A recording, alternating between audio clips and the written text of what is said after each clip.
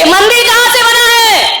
आकाश से तो नहीं आया, धरती फाड़ के तो प्रकट नहीं हुआ ना, कोई रातों रात देवता लाके तो नहीं रख गए ना, नहीं रख गए। किसने बनाया मंदिर?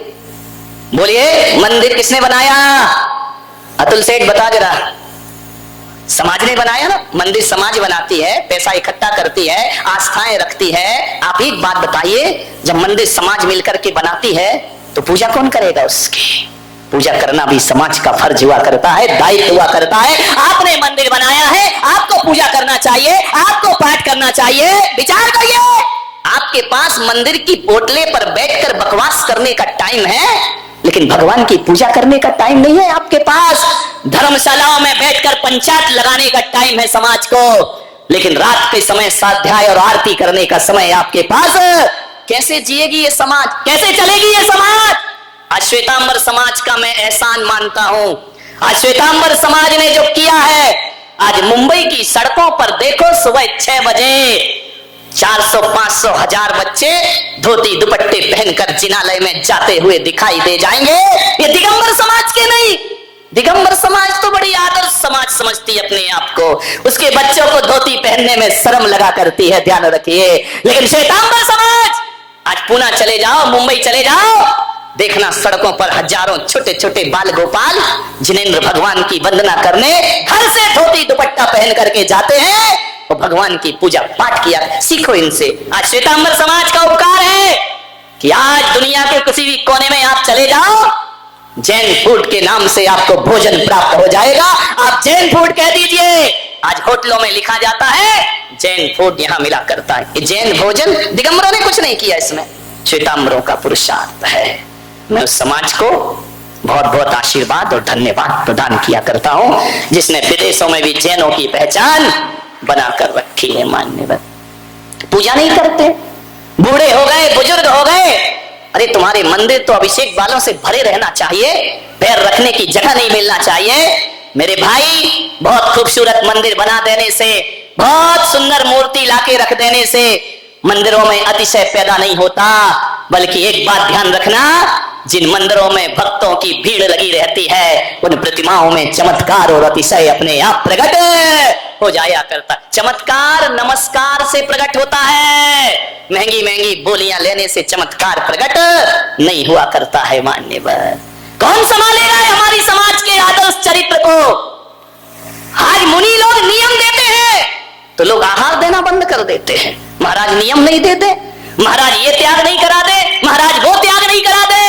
एक बात याद रखना, पूरे विश्व में मुट्ठी भर है ये जैन समाज, इसका कोई अस्तित्व, कोई वजूद नहीं है। ये मुट्ठी भर जैन समाज, एक बात ध्यान रखे, यदि आज ये मुट्ठी भर जैन समाज है, फिर भी पूरे देश में जैन समाज जानी जाती है, पहचानी जाती है, तो उसकी जान पहचान किससे है? पैसा कमाने से नहीं है, ऊंचे मकान बनाने से नहीं है। आज ये जैन समाज यदि पहचानी जाती है तो अपने आचरण त्याग और तपस्या से ये जैन समाज पहचानी जाती है। आचरण त्याग तपस्या। आज भी मुझे बड़ी खुशी होती है, आज भी मैं बड़ी कोई पक्षपात नहीं कर रहा हूं, बड़े बड़े मंडलेश्वर महामंत्र संतों से मैं मिला हूं, बड़े बड़े संतों का जमाव बाड़ा हुआ है, ध्यान रखना। लेकिन मैं आपसे कहता हूं, जब सभी संत हम लोगों से मिलते हैं तो केवल एक ही बात कहा करते हैं कि त्याग तपस्या और सन्यास की सच्ची परिभाषा कहीं देखना है तो जैन संतों के पास मिला करती है, और कहीं भी वह दर्शन, ये पहचान है हमारी त्याग। आपके घरों से रात्रि भोजन बंद होना चाहिए। मानिए, ध्यान रखिए।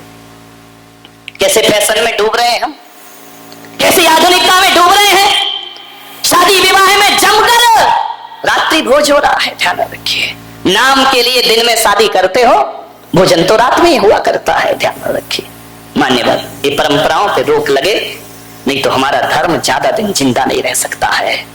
कोई भी धर्म, कोई भी समाज जिसमें हिंसा हो, व्यभिचार हो, जिसमें झूठ हो, जिसमें छल फरेब हो, वो ज्यादा दिन तक स्थायी नहीं रह सकता है। ध्यान रखिए, एक आदर्श समाज का निर्माण करो।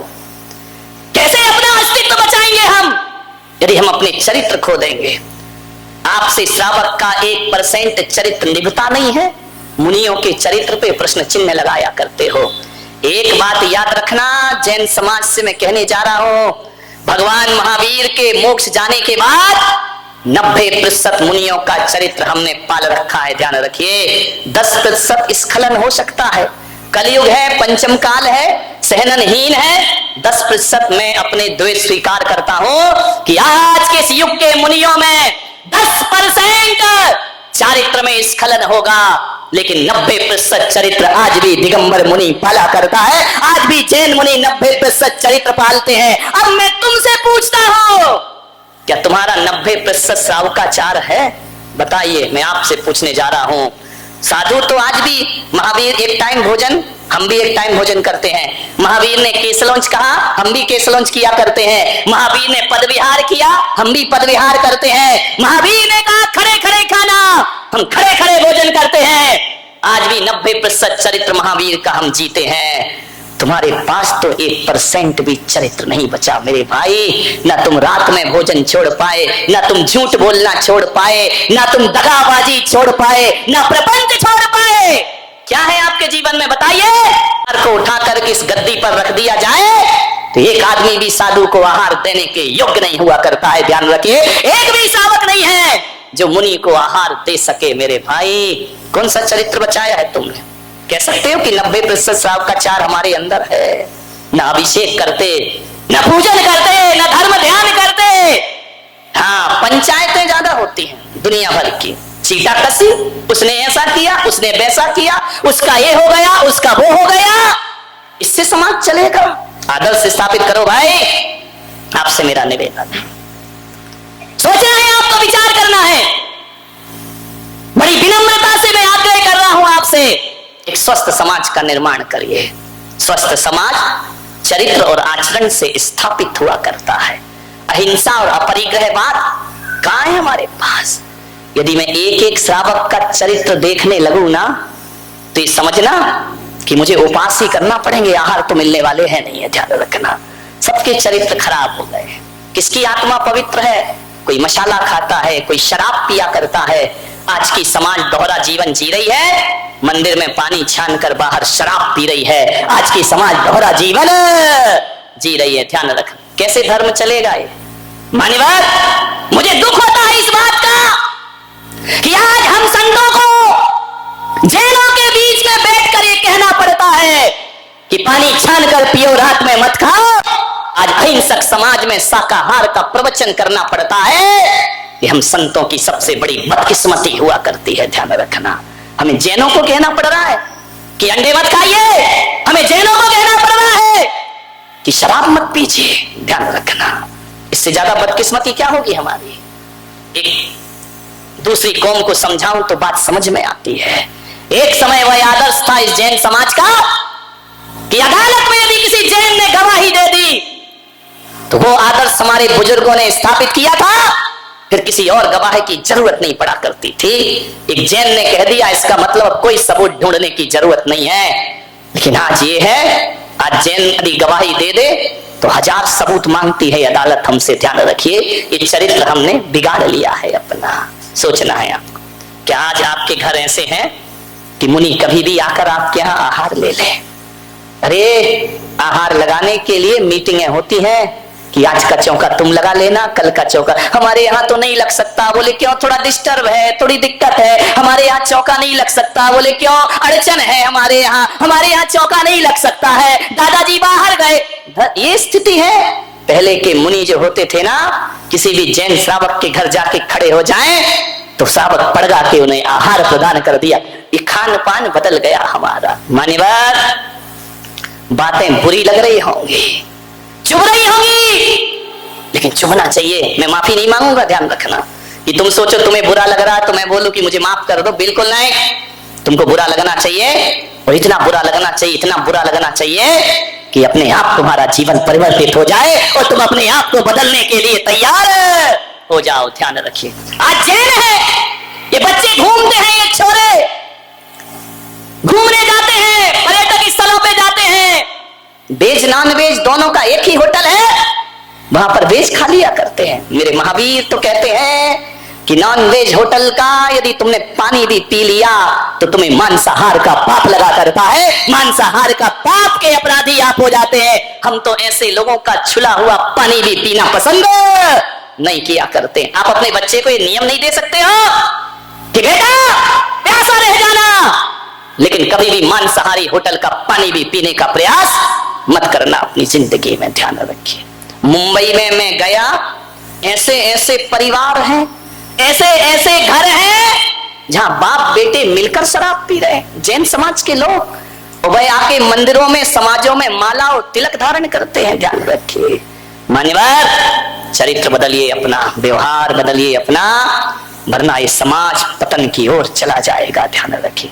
आलू प्याज बनता है तुम्हारे यहाँ, बारातों में बनता है, शादियों में बनता है।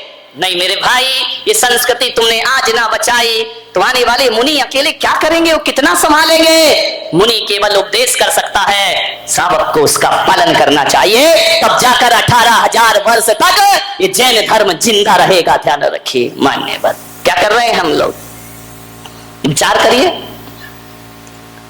आज एक सिख परेशान होता है तो दूसरा सिख भाई उसका सहारा बनता है।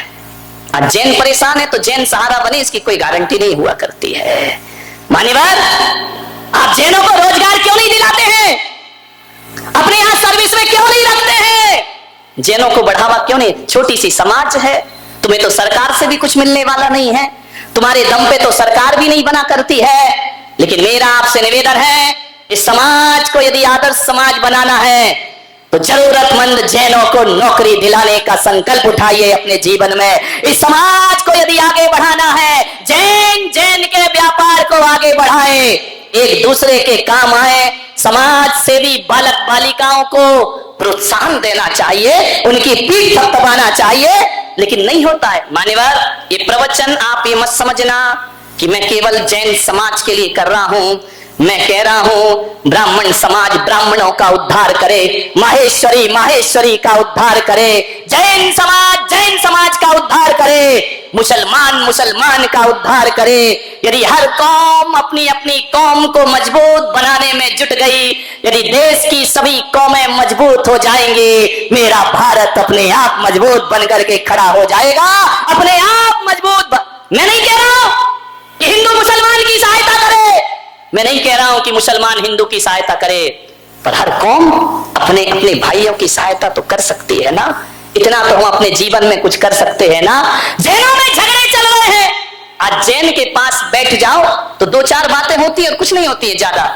ले दे के या तो महाराजों की बातें शुरू हो जाएंगी, वो महाराज ऐसे, वो महाराज वैसे, उनका चरित्र ऐसा, उनका व्यवहार वैसा, या पंथवाद की बातें शुरू हो जाएंगी, ये तेरा पंथ है मेरा पंथ। इसके अलावा बातें क्या है तुम्हारे पास। धार्मिक क्षेत्रों में 4 लोग बैठ जाएंगे, कोई महाराजों की बुराई करेगा, कोई धर्म की बुराई करेगा, कोई पंथवाद की बुराई करेगा, ऐसी समाज चलेगी। अपनी ध्यान रखिए मान्यवर, ये बुराइयां निंदा बंद करो। आज हमारी समाज यदि उत्थान नहीं कर पा रही है तो उसके पीछे हम ही लोग जिम्मेदार हैं, ध्यान रखिए। आज कोई आदमी समाज में काम करता है, दूसरा टांग खींचने को तैयार रहता है। कौन सा ग्रुप लाया है, ये ग्रुप लाया, वो ग्रुप लाया, ये इनके महाराज, वो उनके महाराज, ऐसे समाज चलेगी हमारी। अमेरिका में एक बार केकड़ा सम्मेलन हुआ, पूरे विश्व के केकड़े इकट्ठे किए गए, बोले हर जगह से केकड़ा लेकर। केकड़ा जानते हैं, हिंदी समझ में आ रही? हाँ केकड़ा तो जानोगे तुम, बहुत चीजें भले ना जाना हो, ध्यान रखिए। अमेरिका में केकड़ा सम्मेलन हुआ, सारे विश्व के केकड़े इकट्ठे किए गए। जब इकट्ठे किए गए तो एयरपोर्ट पे सब केकड़ों की वो रखी गई डोलची, और केकड़ों की डोलची में एक बास्केट अपना भी था, उसका ढक्कन खुला हुआ था। लोगों ने कहा यार ये भारतीय केकड़े, इनको जरा बंद करो, ये निकल गया तो काट लेगा और बड़े डेंजरस। भारत से भी जब केकड़े की वो गई, उसने कहा चिंता मत करो, एक भी नहीं निकलेंगे, आप तो चलो।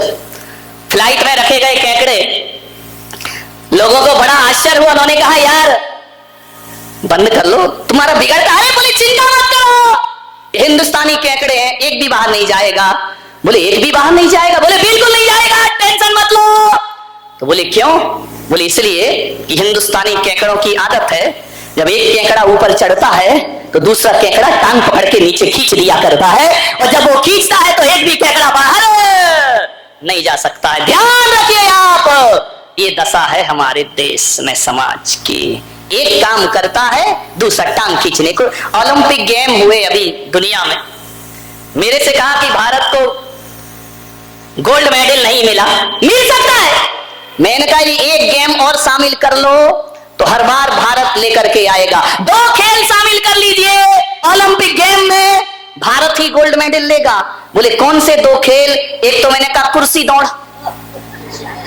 बड़े माहिर हैं भारत के लोग कुर्सी दौड़ में, ध्यान रखिए। कुर्सी दौड़ शामिल कर दो, भारत को गोल्ड मेडल मिलेगा। और दूसरा एक गेम और शामिल कर लो, कबड्डी। कबड्डी, यदि कबड्डी शामिल हो जाए तो गोल्ड मेडल भारत को मिलेगा। बोले कबड्डी में क्यों मिलेगा? मैंने कहा कबड्डी में सिवाय टांग खिंचाई की और होता क्या है, और टांग खिंचाई में हिंदुस्तान बहुत आगे रहा करता है।